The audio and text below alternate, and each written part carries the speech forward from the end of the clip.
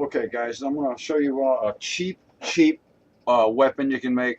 These are landscaping spikes. This one here's had probably 6 inches cut off of it. These are 12-inch landscaping spikes from Menards. They're like a buck, 75 cents or a buck a piece, something like that.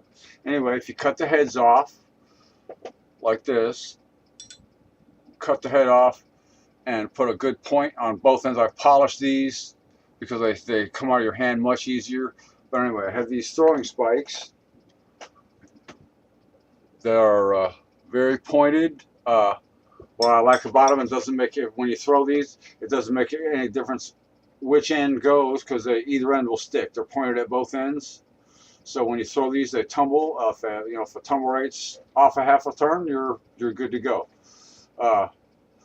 Even if they hit at slight an angle like this, if they hit like this, they'll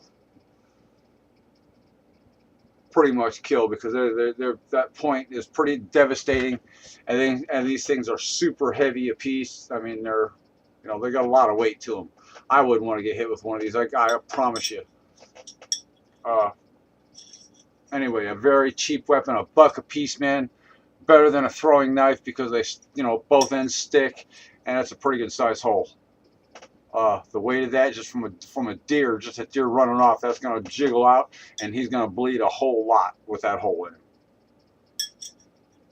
Anyway, thanks for watching, guys. Those are my polished Menards nails, 75 cents a piece, man. Good spikes. I've got several of them. I've got 5